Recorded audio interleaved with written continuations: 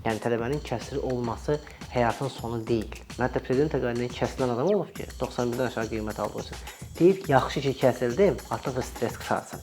Əslində qalsa ki, bir şey stres yaradırsa, demək ki, bunun kökündə problem var. Təhsil almaq həm də özünü xoşbəxt etməkdir və xoşbəxt ola-ola yetişməkdir.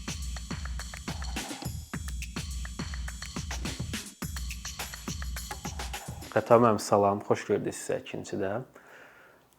Bu ali təhsil prosesi ümumiyyətlə çoxlu həlqələrdən ibarətdir və bu sistemin keyfiyyətli olması üçün bu həlqələrin hamısında keyfiyyətli sistemin qurulmasına ehtiyac var. Amma mən istərdim biz bu gün söhbətimizi təqaüd məsələsi üzərində quraq. Çünki tələbələrin motivasiyası baxımından və yaxud akademik karyera düşünən insanların öz fəaliyyətini normal davam etdirməsi baxımından təqaüd sistemi çox vacibdir. Gəlin bundan başlayaq ki, Azərbaycanda hazırda mövcud təqaüd sistemi, mən bakalavr tələbələri nəzərdə tuturam, necədir və biz bunu necə daha təkmilləşdirə bilərik? Ümumiyyətlə, hazırki mövcud olan təqaüd sistemi tələbələrin ehtiyacına cavab verirmi və təhsilin keyfiyyətinə, rəqabət qabiliyyətinə uyğundurmu? Fərid bəy, təşəkkür edirəm. Həm dəvət üçün, həm belə bir əhəmiyyətli mövzunu müzakirəyə çıxardığınız üçün. Gəlin belə deyək, təqaüd sisteminə biraz keçmişdən bu yana yanaşsaq. Ənənəvi sistem necə idi? Bəlkə də bizim biraz daha orta yaşlı nəsil yaxşı xatırlayar. Tələbə universitetə girir, daxil olur və ondan sonra kəsri olmadığı müddətcə təqaüd alırdı. Yəni əlaçıdırsa əlaçı təqaüdü, yəni zərbəçidirsə belə deyək, zərbəçi təqaüdü və ya adi təqaüd şəklində. Son bir neçə ildə, səhv eləmirəmsə bu 5-6 il olmalıdır. Qayda bir sistem dəyişdi və fərqli bir sistem gətirildi Azərbaycanda. Bu necə oldu? Tələbə universitetə daxil olur, dövlət sifarişli ixtisaslara daxil olanda avtomatik olaraq təqaüd alır. Yəni bu artıq qəbul olanda bu təqaüd almış tələbə kimi başlayır. Amma birinci semestrin sonunda akademik ortalama nəticələrinə görə bir rəqabət sistemi formalaşdı. Əslində rəqabət yaxşı şeydir. Yəni bunu xüsusi olaraq vurğulayım. Amma buradakı rəqabət kimlər arasında aparılır və necə aparılır? Bilirsiniz ki, universitetlərdə həm ödənişli əsaslarda təhsil alanlar var, həm də dövlət sifarişi əsasında. Və burada artıq bu dövlət sifarişi əsasında universitetə qəbul olan və bu ixtisasa qəbul olub oxuyan tələbə artıq digər ödənişli əsaslarla təhsil alan tələbələrlə birlikdə rəqabət aparmalı olur. Rəqabət yaxşı şey dediyim kimi, amma bu proses Azərbaycanda özlüyündə fərqli neqativ hallarla, yəni mənfi təsirlərlə müşahidə olunur. Gəlin necə olmalıdır effektiv təqaüd sistemi və necədir müqayisə edib maksimum yəni faydalı ola biləcək təkliflər səsləndirməyə və ya bunun üzərində düşünməyə çalışaq. Birinci dövlət təqaüd sisteminin məqsədi budur ki, tələbəni, yəni abituriyenti stimullaşdırsın ki, universitetə qəbul olsun. Təqaüd sisteminin biri budur. Bunu edir. Bəli, hazırda dövlət sifarişli ixtisaslar uğrunda rəqabətin çoxluğu biraz da bu istiqamətdədir ki, həm ödəniş etməyəcək, həm də təqaüd alacaq. Bu baxımdan problem yoxdur. İkinci, rəqabət yaradırmı? Əslində bəli, həm universitetlərə, ali təhsil universitetlərə qəbul imtahanında bir rəqabət formalaşır, həm də sonrasında universitetlər daxilində bir rəqabət mühiti formalaşdırır. Bəs yaxşı, burada sual çıxır. Rəqabət və bu proses özlüyündə bir güvən, etibarlı bir əminlik, rahatlıq yaradır. Rahatlıq və əminlik dediyim təhsillə bağlı deyil əslində, daha çox psixoloji məsələdir. Gəlin məsələyə belə yanaşaq. Mən deyək ki, dağ kəndində və yaxud da ki, aşağı ehtiyaclı, sosial ehtiyaclı ailədə böyümüşəm, öz hesabıma, öz gücümə bir şəkildə universitetə qəbul olmuşam və dövlət sifarişli ixtisasa qəbul olmuşam. Rayon yeri götürək, biraz daha real bir nümunə olsun deyə. Və gəlirəm Bakı şəhərində təhsil almağa. Xəstləri biz bilirik. Və mən ailəmlə söhbət edəndə belə planlaşdırırıq ki, bir şəkildə təqaüd məbləği budur, deyək ki, ailədən bir qədər dəstək olunacaq və biz bu təhsil müddətini başa vura biləcəyik. Amma gələndə nə baş verir? Bu bayaq dediyimiz rəqabət sisteminin nəticəsində bu tələbədən asılı səbəbdən də ola bilər ki, tələbə oxumur, yaxşı oxumur və yaxud da ki, asılı olmayan səbəbdən də ola bilər ki, imtahan sisteminə görə və yaxud da ki, hansısa başqa kənar faktorların təsirinə görə. Kənar faktor dediyim, məsələn, tələbə xəstələnir, deyək ki, imtahanda yaxşı nəticə göstərə bilmir. Bir imtahan belə. Çünki bu rəqabət həddindən çox kəskindir. Mən bilirəm ki, 90-dan yuxarı ortalaması olan şəxslər təqaüdlərin kənarında qalıb. Yəni təqaüd sisteminə düşə bilməyib. Yəni bu qədər kəskin bir rəqabət var idi o prosesdə. Son dövrlərin nəticəsini bilmirəm. Yəni demək istədiyim burada kifayət qədər Əslində mürəkkəb bir məsələ var və gəlir mən təqaüd almıram, təqaüddən kəsilirəm. O zaman nə baş verir? Yəni bir abituriyent, tələbə o zaman nə etməlidir? Məcbur işləməlidir. İşləyəndə nə olacaq? Məcbur təhsildən uzaq düşəcək. Axı biz bu gəncin bir təhsilli, keyfiyyətli kadr kimi yetişməsi arzusundayıq. O zaman hazırki təqaüd sistemi bunu necə yetişdirir, necə təsir göstərdi? Məncə bunun üzərində düşünmək lazımdır və mən düşünürəm ki, hazırki sistem bu yanaşmaya, bu nəticəyə mənfi təsir göstərir. Yəni biz əslində burada bir güvən problemi yaradırıq. Yəni bizim tələbələr əgər təqaüddən kəsilirsə, biz hətta keyfiyyətli, potensial kadrları, gələcəyin bəlkə də alimlərini, mühəndislərini, nə bilim, çox yaxşı mütəxəssislərini itiririk ortada. Bunun hələ psixoloji zərbə tərəflərini demirəm. Gərginlik, stresini demirəm. Stressdən söz düşmüşkən, bir də hazırki rəqabət sistemi, mənim müşahidəm budur ki, ali təhsil sistemində dəhşətli bir dərəcədə öyrənməyə sövq edən deyil, əzbərçiliyə sövq edən bir tendensiya yaradıb. Təhsil sisteminin mahiyyəti nədir? Təhsil sisteminin əsas məqsədi sadəcə məzun vermək yox, keyfiyyətli insan kapitalı yetişdirməkdir. Keyfiyyət anlayışının özündə bir texniki bacarıqlar var, bir yumşaq bacarıqlar var, bir də ümumiyyətlə insanın şəxsiyyət olaraq yetişməsi var. Biz bunun ikisini qoyaq. Sadəcə bir texniki, yəni ki, öz sahəsinin mütəxəssis olaraq yetişməyə baxaq. Hazırki təqaüd sistemi çərçivəsində, hazırki təhsil sistemi tələbəni öz sahəsində ixtisaslaşmaqdan daha çox kitabda yazılanı mümkün dərəcədə olduğu kimi əzbərləyib, baxın, öyrənib demirəm.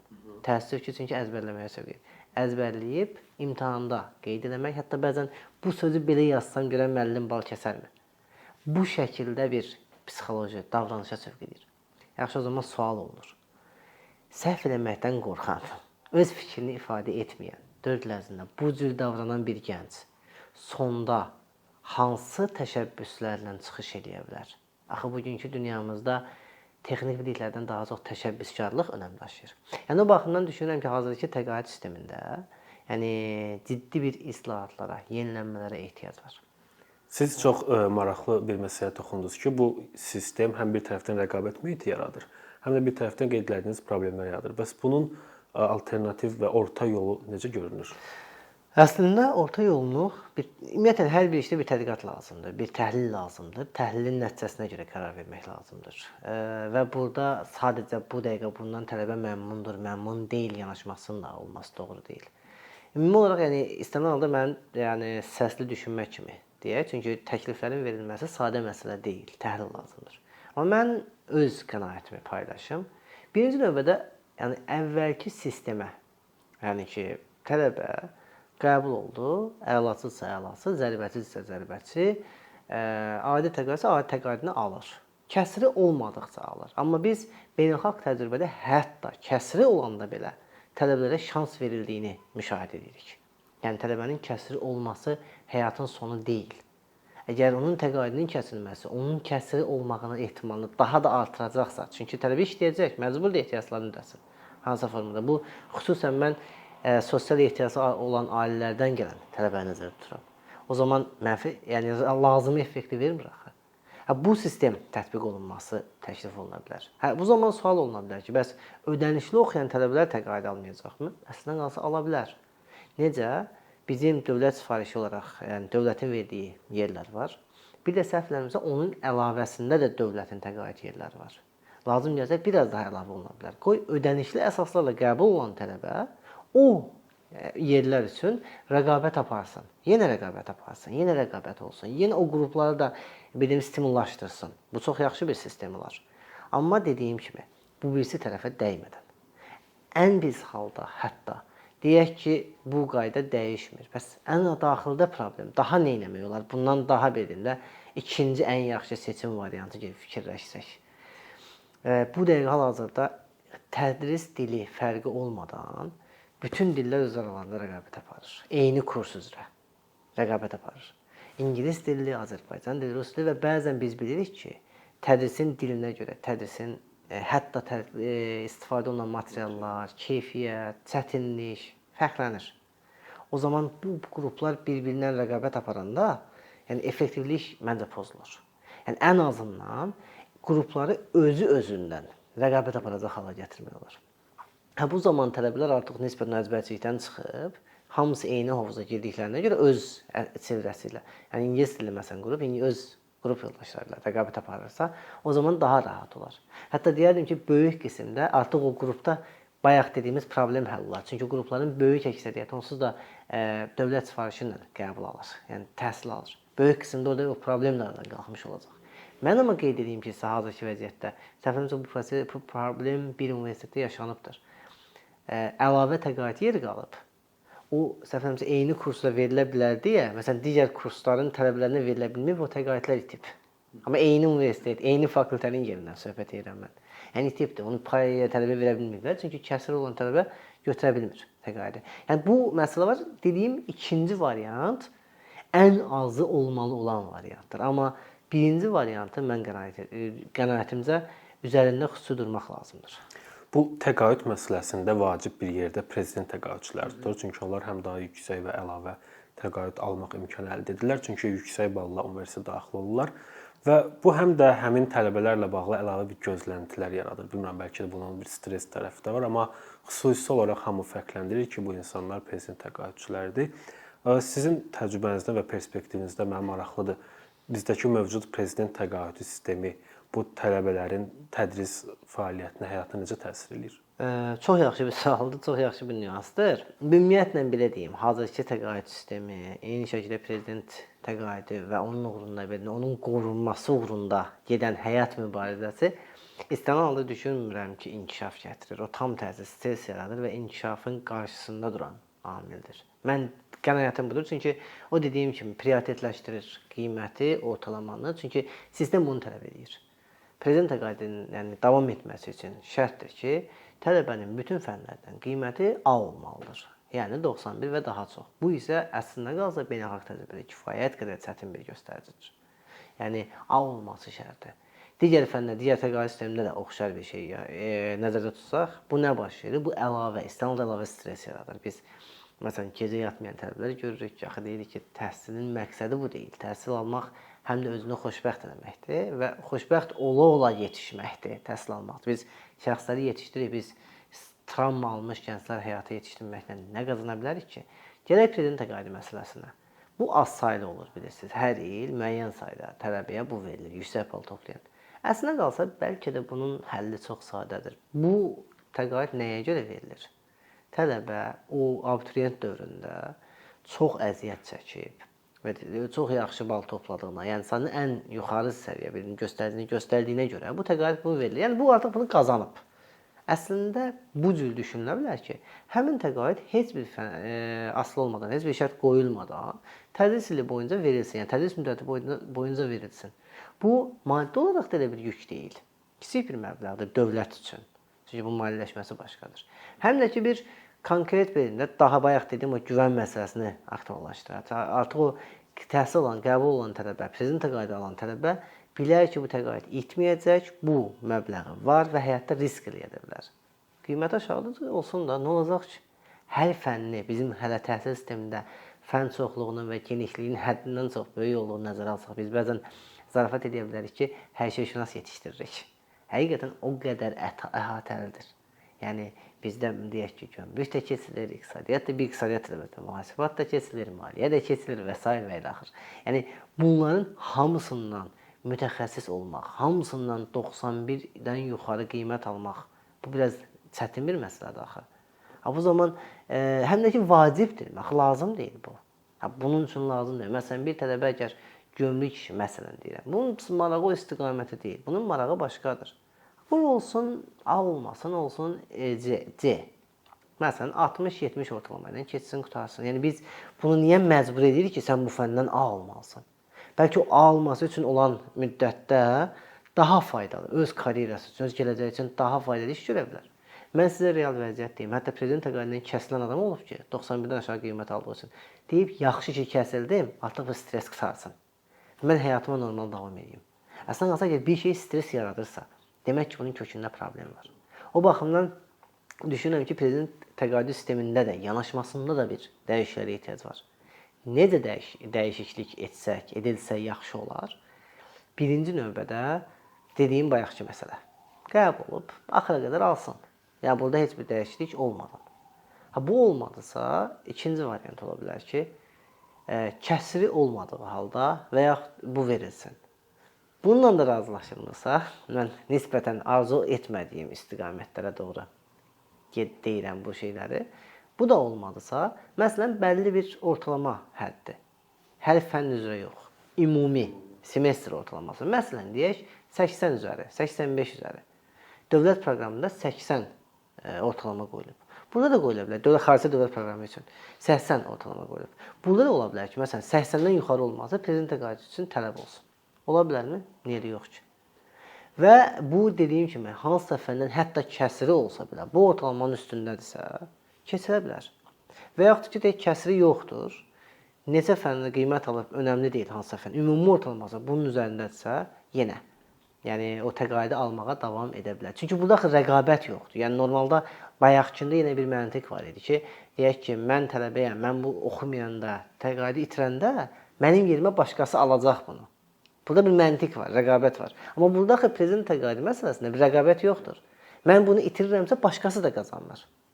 Başqası qazanmasa kim qazanır? Dövlət. Dövlətin buna ehtiyacı varmı? Tam tərsi dövlət təhsilə əlavə pul ayıran, təhsili stimullaşdıran bir qurum olmalıdır. Yəni çünki bu gələcəkdir. O baxımdan burada bir təqaüdün kəsilməsində bir məntiqi uyğunsuzluqlar var. Əslində siz müəyyən qədər toxundunuz. Mən də elə məsələyə gəlmək istədim. Azərbaycanda ölkədə təhsil alan tələbələrlə yanaşı, həm də xaricdə təhsil alan Azərbaycanlı tələbələrin maliyyələşdirilməsinə bağlı proqramlar var və bu ildən artıq növbəti yeni bu qəbul olunan xarici təhsil dövlət proqramının ilk qəbulları başlamışdı. Oradakı təqaüd sistemi də çox vacibdir, çünki onlar həmin şəxslər Azərbaycanda yox, ölkə xaricində təhsil alırlar və təbii ki, yaşam xərcləri daha yüksək ola bilər. Bu xarici təhsil dövlət proqramı çərçivəsində bu tətbiq olunan təqaüd sistemi ilə bağlı düşünürsünüz? Çox yaxşı bir nüansa toxundunuz. Çünki əslində qalsaq xarici təhsil, yəni maliyyələşdirilməsi olsun, xarici təhsilin, daxili təqaüd sistemi olsun, bunun hamısının sonunda bir hədəfi var. Dövlətin, ölkənin insan kapitalını inkişaf etdirmək. Əsas hədəf budur. O baxımdan xarici təhsilin də hədəfi, o proqramın da hədəfi bu olmalıdır ki, necə eləyək ki, həm bizim gəncləri stimullaşdıraq, həm də ki, daha yaxşı yerlərə getməyinə sövq edək, daha inamlı, daha güvənli getmələrinə sövq edək, gedəndə bilsinlər ki, bu dövlət arxalarındadır, nəsə çətinliklər olsa bunların birinin dəstək olacaq və s. O, əslində proqramın olmağı çox yaxşı bir şeydir, çox yaxşıdır, arzu olunandır. Əvvəl 2007-2015-ci illərdə olmuşdur və düşünürəm ki, o dövrdə Azərbaycanda kifayət qədər yaxşı mütəxəssislər qazandırdı bu proqram. Amma indiki məsələdə boşluq nədir? Gəlin biz tərifdən daha çox biraz da tənqidi boşluq hissəsindən danışaq ki, zənn edirəm ki, yəni bir daha yaxşı olsun. Çünki tərif eləməyin bir faydası yoxdur ümumi götürəndə. Mən bir tədqiqatçı, tənqidçi, yəni yanaşmalı olduğum üçün bunu deyirəm. Oradakı boşluq nədir? Gəlin məsələyə belə baxaq. Təqaüd, yəni dövlət proqramına qəbul nə vaxt açılır? Sənədlərin qəbulu təxminən apreldə, səhv eləmirəmsə keçən il açılmışdı. Bu il biraz erkən açılacaq deyilib. Olsun lap mart olsun, aprel olsun, yəni bu şəkildə. Sənədlər verildi. Yəni tələbə deyək ki, oradakı siyahı məhduddur. Amma siyahının məhdud olmasına bir şey demirəm. Bu dövlətin prioritetləşmə üzrə siyasətinin nəticəsi ola bilər. Burada bir problem yoxdur. Dövlət deyirsə ki, bu universitetlər və bu ixtisaslar problem yoxdur. Müzakirə oluna bilər, amma başqa yerin müzakirəsidir. Mən o tərəfinə girmirəm. Mənim gediyim prosedur tərəfdir. Mən bəhs etmək istədiyim. Müraciət açıldı. Tələbə qəbulunu alıb və sənədini verdi. Nə qədər davam edir? İntervyu, müsahibə mərhələsi, sonra qərarın çıxması. Səhv eləmirəmsə qərarın çıxması acaba may-iyun ayına qədər təxmini gəlib çıxır. Hətta bəzən biraz zona da bilər. Gəlin görək bu paraleldə nə baş verir kənar tərəfdə. Bir də bir gənc, bir tələbə oradan qəbul, yəni məsələn deyək Harvarddan qəbul alıb. Harvardın o proqramı bunun universitetin, yəni dövlət proqramının siyasətində var. Sənəd verir. Hələ də heç kim qarantiya verməz ki, verə bilməz ki, bu gəncin təhsili maliyyələşdiriləcək. Çünki müsahibə mərhələsi var arada və sonradan qərar çıxacaq. Yəni burada bir bayaq dediyimiz o güvən məsələsində boşluq var. Yəni tələbə əmin deyil ki, buradan qəbul alıb, gözləsin, maliyyələşdirəcək. Buna paralel nə baş verir? Biz iqtisadiyyata əslində bir oyun nəzəriyyəsinə gəlir çıxır məsələ. Deyək ki, həmin tələbə başqa, daha az prestijli, amma dəqiq bir yerdən qəbul alıb. Daha zəif bir universitetdir, bir mənalı şəkildə deyək ki, təqaüdü də azdır. Amma tələbə bu qəbulu alıb, əlindədir. Və yaxud da ki, biz bilirik ki, məsələn, Amerika və digər yerlərdə 5 illik proqramlar, paket proqramlar var, asistan var. Tələbə bunları qəbul. Bunların hamısının nəticələri əksər halda martda bitir. Yəni, qəbulu verdi, 2 həftə vaxt verir ki, ay tələbə, qərarını ver, gəlirsən, gəlmirsən. Yəni, tələbənin cəmi 2 həftə, maksimum 3 həftə vaxtı var. Deyək ki, aprelə qədər. Apreldə isə dövlət proqramından sənəd qəbulu başlayır. Tələbə 2 seçim qarşısındadır. Birinci seçim, ya bu tərəfə imtina verəcək, dövlət proqramına güvənəcək, amma sonda nəticə bəlli deyil. İkinci, dövlət proqramına getməyəcək, halbuki deyək ki, əlində çox yaxşı bir ixtisasın qəbulu var, gedəcək daha zəif bir yerə. Bəs yaxşı, burada birinci variantda əgər tələbə dövlət proqramına müraciət eləsə və qəbul olmasa, hansı ki bu hallarda olur, baş verir, yəni keçməməsi. Orada da səbəblər və digər məsələlər müzakirə oluna bilər. Keçməməsi baş verir. O zaman biz bu gənci itiririk. Çox böyük ehtimalla. Çox güclü psixologiyası, çox güclü olan tələbələr ola bilər ki, o travmanı atladıb yenidən davam eləsin təhsilinə və s. müraciət eləsin. Burada risk var. Ki, digər tərəfdən.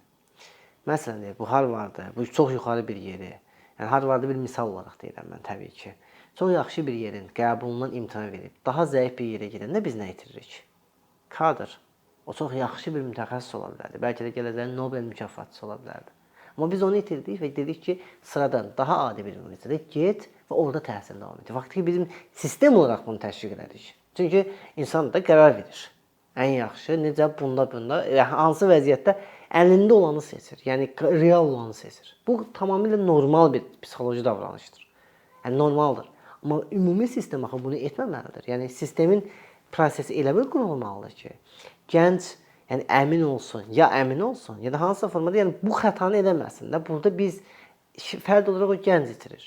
Amma ölkə olaraq, dövlət olaraq biz itiririk. Çünki biz insan kapitalı yetişdirmək arzusundayıq. Keyfiyyətli insan kapitalı. Burada bir boşluq var, ciddi boşluq var. Burada necə ola bilər? Bunun üzərinə bir fikir yürütmək istəsək, mən düşünürəm, əslində mexanizm o qədər də çətin deyil. Sadə bir mexanizm ola bilər. Nə qədər pul ayrılıb, əslində burada pul məhdudiyyətli olmaması lazımdır deyə düşünürəm. Amma deyək ki, məsələn, bu il üçün, amma bəzən insansa hədəf olaraq götürülür, məsələn, 300 nəfərin göndərilməsi. 300 nəfərin göndərilməsindən daha çox o da lazımdır. Elə bir konkret ölçülərdən hədəfinə qoyulması lazımdır. Amma düşünürəm ki, digər tərəfdə belə olmalıdır. Normalda bu ixtisaslara, bu siyahıda qəbul alan, bu onsuz da ki, çünki çox çətin yerlərdir, hamısı. Qəbul alan hər kəs maliyyələşdiriləcək. 1. Bu güvən verər, belə bir şeyin qoyulması, deyilməsi. Orada lap daha şərtləri daha da ağırlaşdırır. Bu məsələdə deyiləm. Şərt olsun ki, məsələn, IELTS 7 deyiblər, olsun 8. Amma tələbə bilsin ki, bunun əlində 8 IELTS-ı varsa və bu yerdən qəbul alıbsa, məsələ bitib. Nə intervyu, nə başqa bir şey. Bu artıq yəni, gedəcək və oxuyacaq. Bunu əmin olmalıdır. Vaxtında və lazım miqdarda dəstəyini alacaq. Buna əmin olmalıdır. Şərtlər ağırlaşa bilər, yüngülləşə bilər. Əgər bu mümkün deyilsə, deyilirsə ki, büdcə məhduddur, o zaman daha sadə, daha rahat bir varianta kesilə bilər. Necə? Məsələn, deyək, 100 milyon manat büdcə ayrılıb illik. Şəffaf bir şəkildə məbləğ göstərilir. Ki, bu gəncə, bu il bu qədərlik limitimiz var. 100 milyon manat. Və hər gəncə də büdcə ayrılır da. Deyək ki, bir adam qəbul alıb, qəbulunu avtomatik il boyunca da müraciət açıq olur. Məsələn, deyək ki, dekabrda qəbul alıbsa, dekabrda belə o sistem açıq olur. Dekabrda qəbul almaq real deyil, yanvar, fevralda başlayır hətta. Yanvar, fevral, martda ən çox. Deyək ki, fevralın əvvəli abituriyent, yəni tələbə artıq həmin o prestijli universitetdən, siyahıda olan ixtisasdan qəbulunu alıb. Sistemə yüklüyür, yenə bir review prosesi olsun, rəy prosesi olsun, uyğunluq olsun ki, bu ixtisasa uyğundurmu yoxsa yox, yenə olsun, amma hamını gözləyib yox. Konkret bir həftə ərzində qərar verilir ki, lap görüşülsün yenə də, intervyu da olsun. Amma konkret şərt qoyulsun. Müraciət etdiyi müddətdən bir həftə ərzində bunun prosesi bitəcək. Qərarı veriləcək ki, bu tələbə maliyyələşdiriləcək yoxsa yox. Və sonrasında nə olur? Deyək ki, maliyyələşdirdi. Bunun təhsil xərci 1 illik proqramını fərz eləyək 30 mindir. Yazdı 30 min. Artıq o 100 milyonun 30 min çıxdı. Və davam edir. Belə düşə-düşə gedir. Artıq deyək ki, mən martda qəbul alıramsa, dəyərləndirmə baxıram ki, orada məsələn cəmi 1 milyon pul qalıb. Artıq şəxs özü qərar verə bilir ki, hansını seçsin, real olaraq davransın ki, gözləsin, yoxsa əlindəkini dəyərləndirsin. Bunu edə bilər artıq. Amma dediyim kimi o əvvəlkilər, əsas o digərləri daha real şəkildə qəbulunu aldı və digər hazırlıqlarına başlamış olsun. Çünki xaricdə təhsil əsnə qalsa, sadəcə təhsil məsələsi deyil, həm də psixoloji bir məsələdir. Bu özünü hazırlamalıdır. Yəni ki, texniki, bilik bacarıqlarını inkişaf etdirməlidir. Ən azı dil bacarıqlarını təkrarlamalıdır. Çünki sadəcə sertifikat deyil məsələ. Biraz daha başqa cür işləmək lazım üzərində. Digər planlarını qurmalıdır. Yəni bunun üçün kifayət qədər vaxt lazımdır. Miqrasiya məsələləri var işin içində və fərqli məsələlər var. Yəni burada da bu prosesin bu şəkildə daha qeyri-müəyyənliyin minimum olduğu şəkildə qurulması arzu olunandır. Çox sağ olun ətraflı cavablarınız üçün. Təşəkkür edirik. Çox sağ olun. Minnətdaram dəvət üçün.